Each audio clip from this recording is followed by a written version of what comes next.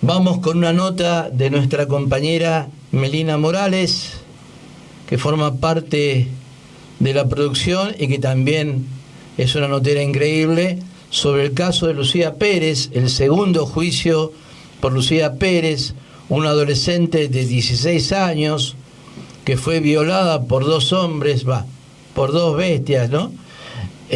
Hombres otra cosa. El segundo juicio contra los dos acusados de asesinar y abusar sexualmente de Lucía Pérez en Mar del Plata continuó este lunes 13 de febrero de 2023.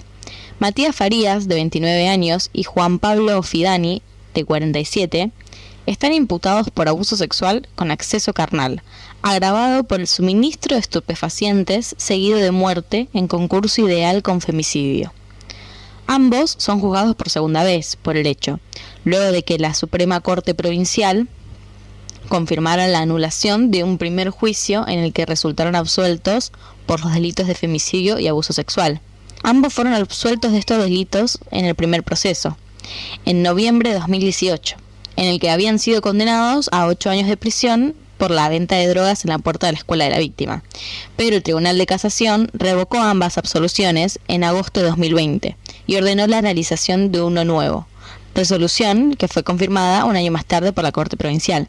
Es decir, en noviembre de 2018 había habido un juicio con respecto a el femicidio y abuso sexual de Lucía Pérez, pero no se había reconocido como femicidio y abuso, sino que solamente se le dieron cargos por venta de drogas, lo cual redujo mucho su condena. Su condena había sido de solamente 8 años y descartaba a Lucía como víctima de femicidio, ¿no? Dejándolo simplemente como su muerte en manos de el abuso de las drogas y no responsabilizando de esta muerte, de la muerte de Lucía Pérez, a los dos acusados. Para recordar un poco el caso de Lucía Pérez, porque este caso fue en 2016, la muerte se produjo el sábado 8 de octubre de 2016, cuando ella tenía 16 años. Esa tarde, Matías Farías, Juan Pablo Ofidani y el fallecido Alejandro Maciel llevaron a la víctima a la sala asistencial de Playa Serena, donde ingresó sin vida. Farías, quien vendía droga principalmente a los alumnos de secundaria, reconoció haber tenido ese mismo día sexo con la adolescente y haberse drogado. El vehículo en el que llevaron a Lucía Pérez era conducido por Ofidani, quien se fue tras el arribo al lugar del personal policial. O sea, cuando llegó la policía, él se fue. Mientras que Farías aseguró a los efectivos que solo sabía el nombre de pila de la chica, que la había conocido ese día y que ella había consumido gran cantidad de cocaína. O sea, la llevan hacia esta sala para ser atendida porque, según el relato de los acusados, ella había tenido una sobredosis. También brindó su testimonio Adalberto Bonficini, médico del Instituto de Ciencias Forenses del Ministerio Público Fiscal, quien dijo que tenía marcas, Lucía, compatibles con una relación sexual brusca o violenta, no una, entre comillas, normal.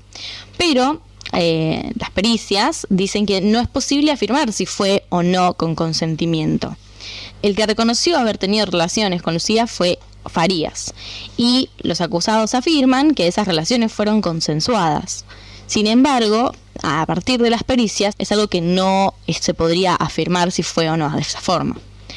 Tal como lo dispuso la Suprema Corte de Justicia de la Provincia de Buenos Aires, y lo remarcaron en más de una vez la intervención de los jueces del Tribunal Oral en lo criminal número 2, las partes, principalmente las defensas, en este segundo juicio que se hace por la muerte de Lucía, no podrán realizar preguntas a los testigos que hagan referencia a la intimidad de la víctima.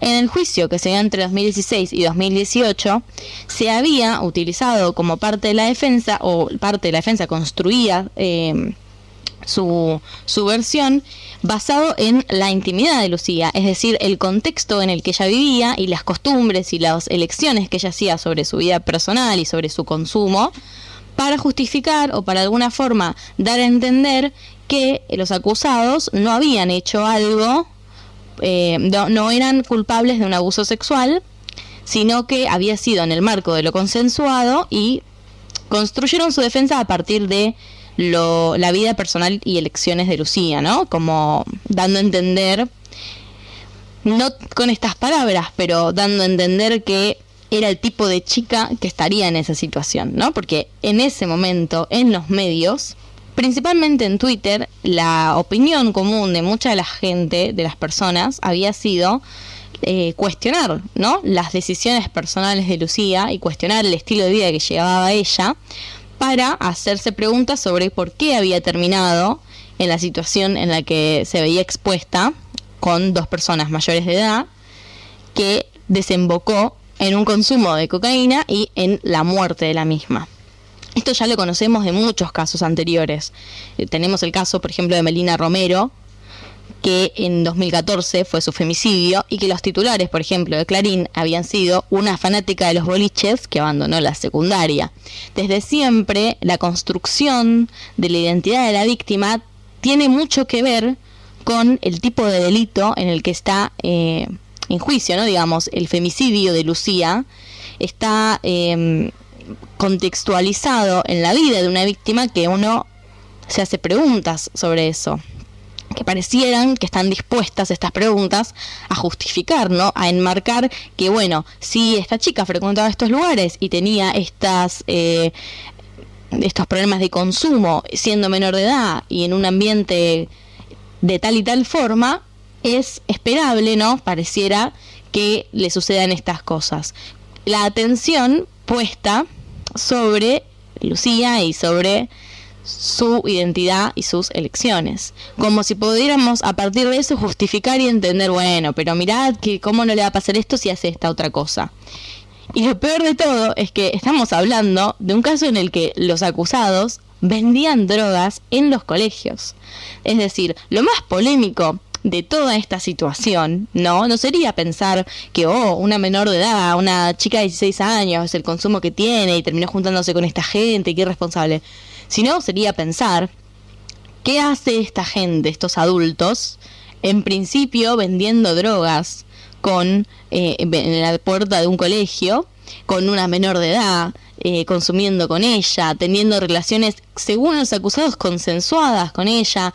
Es decir, tendríamos mucho material de debate que no tiene nada que ver con Lucía Pérez. Sin embargo, más que nada en 2016, hoy en día tal vez no está tan presente, pero cuando sucedió el femicidio, era muy hablado sobre qué hacía Lucía y por qué estaba ahí, y cómo eso justificaba o de alguna forma contextualizaba la situación.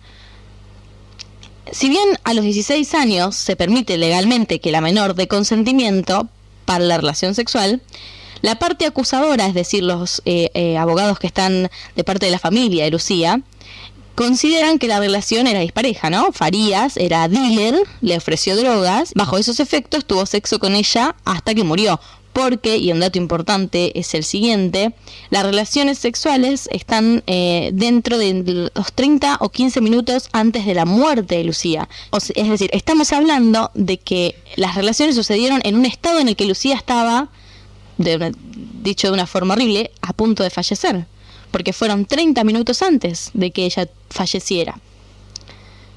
Entonces, ¿en qué estado estaba Lucía? ¿En qué estado para dar consentimiento estaba? Y ni hablar de que tenía 16 años y, como bien construyen los abogados de la familia, estaba en una relación dispareja, ¿no? Estamos hablando de un adulto. La mamá de Lucía, Marta Montero, expresó estos días que, aunque está claro que se juzga el abuso sexual y la muerte de Lucía, que fue llevada por narcos, las defensas todo el tiempo hacen preguntas que no tienen nada que ver, como si se le investigara a ella. Es muy revictimizante. En la primera semana del juicio quedó claro que hubo un abuso sexual. Más allá de los detalles judiciales, es muy preocupante, es muy entristece pensar que hay una madre sentada en un juzgado que responde sobre lo que ha hecho su hija, como si se investigara por qué ella estaba en esa situación. Es decir, se toma una valoración moral sobre lo que ella hacía, que la llevó, supuestamente la llevó, ¿no? Como si ella fuera hacia eso y no fuera responsabilidad de los que eran mayores de edad y dealers, que la llevó a esa situación, ¿no? Y cómo la misma madre reconoce que esto es revictimizante. Piensen que este juicio, el primer juicio en 2016, que duró hasta 2018 que fue la sentencia, fue hace 6 años, más o menos. fue hace aproximadamente 6 años. Y sin embargo nos encontramos con una defensa que hace sentir a la madre de la víctima como que la estuvieran investigando a su propia hija. Esta es la parte fundamental de casos como los de Lucía Pérez. Si bien la justicia, por suerte la verdad que no, porque es lo que deberían hacer, pero se ha tomado la decisión de reanudar el caso y de anular la absolución de los cargos por femicidio y abuso sexual, es decir, que se los vuelve a juzgar a los acusados por estos 2 cargos, no pareciera tender a considerar la perspectiva de género. Y esto es lo que hace, si queremos ver algo en favor al movimiento feminista y a el constante reclamo sobre los casos de femicidio, es que gracias a estos reclamos la justicia remarcó que no se podrán realizar preguntas a los testigos que hagan referencia a la intimidad de la víctima, como dije anteriormente. La defensa se quejó, como dije anteriormente, porque esto afectaba a la estrategia. Pero ¿cuál es esta estrategia? ¿No? Si la justicia dice, bueno, no podemos hablar de la intimidad de Lucía porque no tiene nada que ver con el hecho, ¿no? Más allá de construir, digamos, una historia cronológica de cómo sucedió la situación, el hecho de por qué Lucía tomaba decisiones que tomaba no tienen que ver con la vulnerabilidad a la que se la llevó. Y sin embargo, eso es parte de la construcción de la defensa. Entonces, si queremos ver algo positivo, podemos decir que la justicia haya planteado ese límite hacia la defensa, significa que hay alguna perspectiva de género que está empezando a ingresar a nivel judicial. No de la forma y la velocidad que nos gustaría, no con la frecuencia que nos gustaría verlas, pero es un punto a favor que se ponga este límite, porque lo que sucedió con Lucía Pérez en su momento fue principalmente